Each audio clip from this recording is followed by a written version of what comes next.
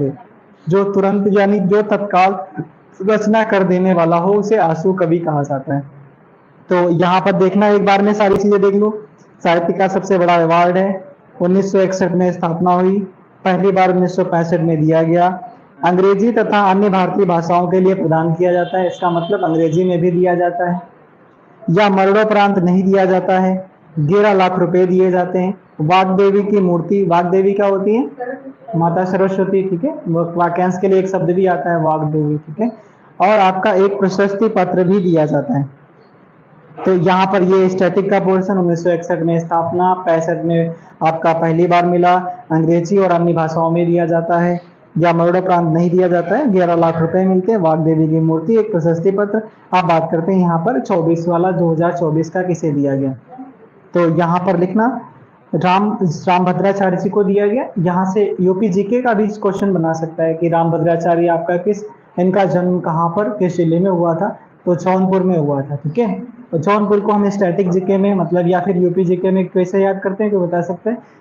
जौनपुर को हम उसमें पढ़ते हैं जब आपका जनगणना पढ़ते थे, तो जनगणना में पढ़ते हैं जौनपुर एक ऐसा आपका शहर है या फिर ऐसा जिला है जहाँ पर लिंगानुपात सबसे मैक्सिमम है। कितना है बता सकता है? बताओ भी कुछ। जौनपुर का लिंग नहीं 1024 है।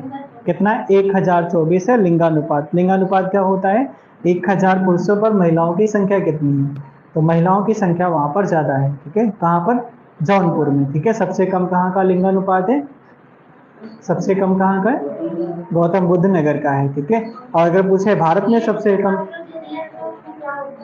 एक प्रशस्ति पत्र का मतलब जैसे ना लेटर टाइप का लिख के दे दिया गया, इसमें ये नाम है आपका, ये सारी चीजें, वही प्रशस्ति पत्र, ठीक है। मूर्ति तो समझ ही रहे हैं, ठीक है, मूर्ति। चलो अगला अगला यहाँ पर हाँ कुछ और पूछ रहे थे, जो भारत का सबसे ज्यादा लिंगानुपात कहाँ का है, या नहीं भारत का पूछे सबसे कम लिंगानुपात कहाँ का है भारत का? सबसे कम कहाँ का? नहीं, से केरल का सबसे ज्यादा है, नहीं। सबसे कम पानीपत हरियाणा का, हरियाणा का। वहीं से तो शुरू हुआ था, बेटी बचाओ बेटी पढ़ाओ अभियान शुरू हुआ था, ठीक है।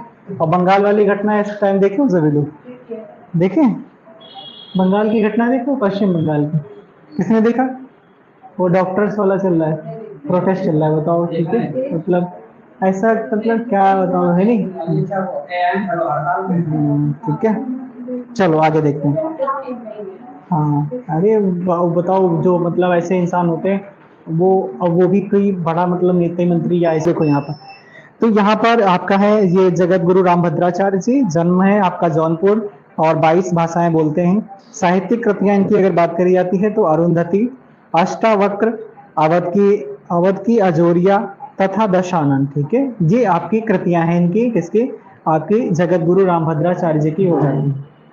यहाँ से और भी सवाल बन सकता है कि चित्रकूट में तुलसी पीठ के संस्थापक भी आपके कौन है? रामभद्राचार्य जी हो जाते हैं, रामभद्राचार्य जी हो जाएंगे। अब गुलजार जी को भी दिया गया, क्योंकि दो लोगों को दिया गया, आपका ज्ञानपीठ पुरस्कार दिया गया 2024 का, 58वें नंबर का था, ठीक है। तो आपके कौन हो गए? आपके गुलजार जी हो गए, जो आपके ये उर्दू शायर हैं। 2002 में इन्हें साहित्य अकादमी पुरस्कार दिया जा चुका है, ठीक है। और कोई बता सकता है साहित्य अकादमी पुरस्कार पहली बार किसे दिया गया था? साहित्य अकादमी पुरस्कार पहली बार, अभी शुरुआत में पढ़े थे, साहित्य अकादमी पुरस्कार पहली बार किसे दिया गया था? ऊपर ही लिखा था शायद आपने, माखनलाल चतुर्वेदी। नहीं तो संजीव, वो तो मुझे पहचानो, वो तो 2022 था, वो माखनलाल चतुर्वेदी थे, हिम तरंगिणी के लिए दिया गया था, ठीक है, भूल जाते। हाँ ठीक है। इनकी जो आपकी एक लिखना यहाँ पर, दादा साहब फाल्के 2023 में इन्हीं को अवार्ड मिला था। कविता में नई शैली, यहाँ से एक सवाल बन सकता है, कविता में जो नई शैली है उसका नाम क्या है? त्रिवेणी नाम है। तो त्रिवेणी शैली के जनक भी कहे जाते हैं, कौन? तो त्रिवेणी शैली के जनक गुलजार जी को कहा जाता है। यहाँ पर अगला है, इनके फिल्म क्या है? Slum dog millionaire. इनका जो इन्हीं का गीत है जय हो, जिन्हीं कहते हैं जय हो, जय हो वाला गीत सुना है? बस इन्हीं का है, गुलजार जी का। 2009 का ऑस्कर अवार्ड, 2010 का ग्रैमी वाला। ऐसा कुछ आपसे सवाल ज्यादा नहीं बनेगा। यहाँ से सवाल बनेगा कि 1965 में पहली बार ज्ञानपीठ पुरस्कार किसे दिया गया था? तो कुरूप जी को दिया गया था, जो आपके मलयालम भाषा के कवि थे, ठीक है। और इनकी किताब अगर पूछे तो ऊटक कुल्लम करके एक थी, ठीक है। हाँ, ये इनकी कृति थी। और यहाँ पर 1968 में पहला जो दिया गया वो हिंदी के लिए दिया गया था, वो सुमित्रा नंदन पंत को चिदम्बरा के लिए दिया गया था, ठीक है।